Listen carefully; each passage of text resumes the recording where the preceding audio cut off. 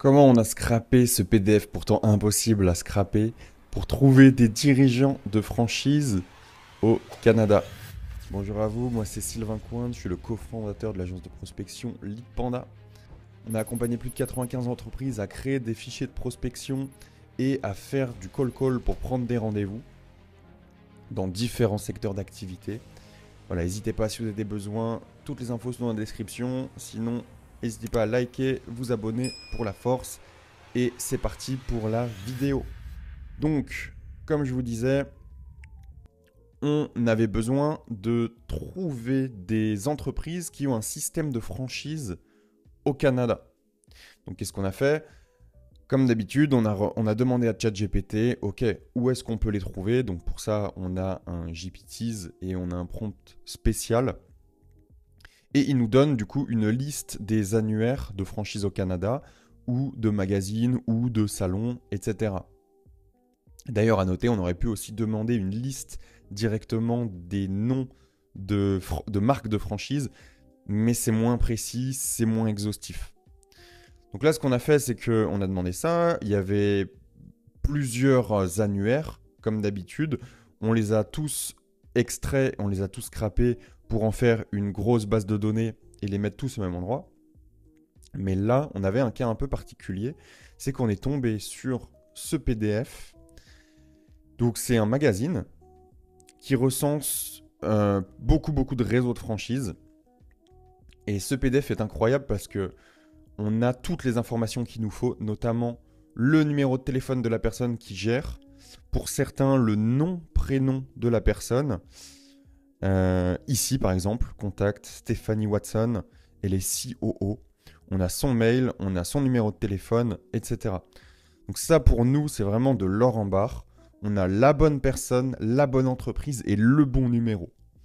Donc on s'est dit, il faut absolument qu'on arrive à le scraper, sauf que ce n'est pas un PDF. C'est un livre qui est embed sur Issuu. On peut pas copier-coller non plus le texte. Regardez, quand on a essayé de copier-coller, on peut pas. Donc on s'est dit, ok, comment on fait? Et en fait, le seul moyen qu'on a trouvé, il y a peut-être d'autres moyens d'ailleurs, je serais curieux de voir dans les commentaires comment vous auriez fait. Du coup, ce qu'on a fait, c'est qu'on a utilisé un logiciel qui s'appelle Browserflow. Browserflow, en fait, il prend en main le navigateur. C'est une extension Chrome.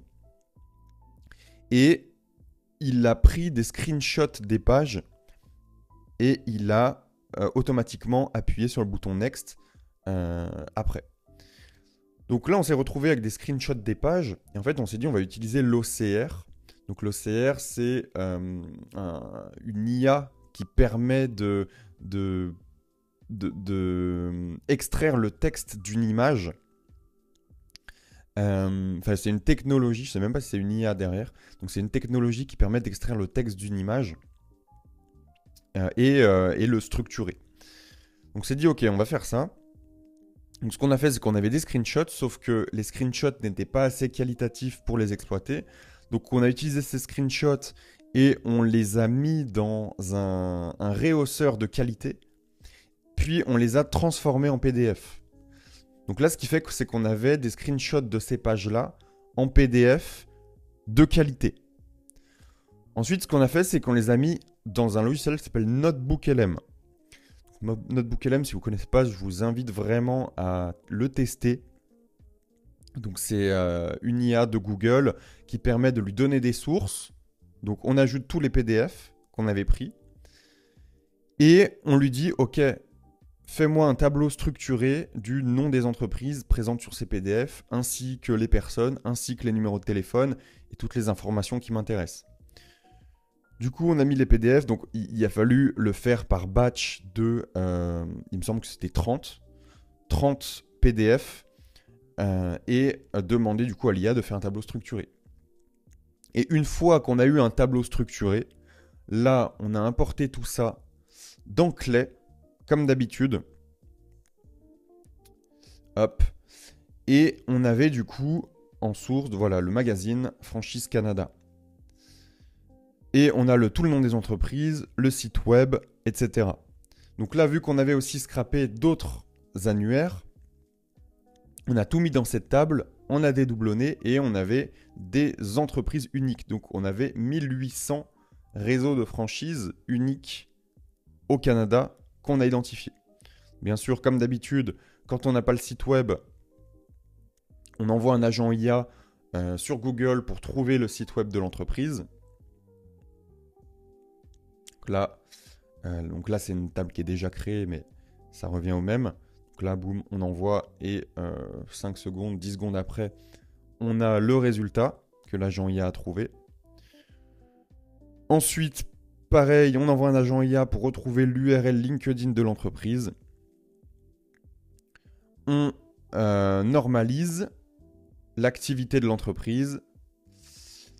Ensuite, on normalise le nom de l'entreprise pour enlever tout ce qui est, je sais pas, Recip LLC ou Papa John's Pizza New York, etc.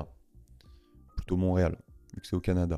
Mais vous avez compris comment ça se passe. Ensuite, on enrichit les entreprises qu'on a trouvées pour pouvoir trouver d'autres informations, notamment l'effectif, notamment le Unique ID d'entreprise, etc. Donc, une fois qu'on a les bonnes entreprises, on va chercher les bonnes personnes sur LinkedIn. Donc, on importe ce fichier d'entreprise sur LinkedIn pour pouvoir extraire les bonnes personnes dans ces entreprises. Donc, pour ce faire, il faut faire la bonne recherche sur LinkedIn avec les bons booléens. J'ai d'autres vidéos d'ailleurs pour vous expliquer cela. Donc vous les trouverez sur la chaîne YouTube.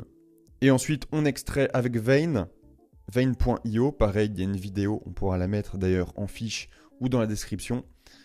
Et ensuite, on remet ces contacts qu'on a extraits de LinkedIn dans une feuille contact.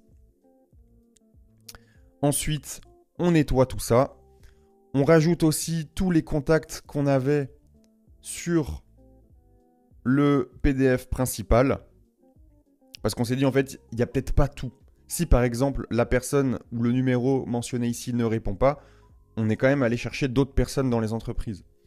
Donc là, l'idée, c'est de tout mettre au même endroit pour dédoublonner, trouver les numéros de téléphone, les emails, savoir si la personne est au Québec ou si elle n'est pas au Québec. Donc là, c'est pareil, avec l'IA, on peut déterminer si la personne est au Québec. Et ensuite, du coup, comme je vous disais, on a une cascade pour trouver les numéros de téléphone. Donc on utilise une dizaine de fournisseurs de données pour trouver le maximum de numéros de téléphone. Pareil pour les emails. Et ensuite, on a une base qualitative où on a mis une petite étoile quand c'est des contacts qui viennent du PDF parce que c'est censé être les bons contacts et les bons numéros de téléphone. Mais on a quand même d'autres contacts pour pouvoir les contacter. Voilà, ça c'est l'exemple typique d'un fichier de prospection qu'on utilise. Et ce fichier il nous permet d'avoir 3, 4, 5, 6, voire 7 rendez-vous quand on est en forme par jour de prospection sur ce type de data, sur ce type de ciblage. Donc voilà, n'hésitez pas si vous avez des questions, si vous avez des remarques en commentaire. Et on se dit à très vite pour une autre vidéo.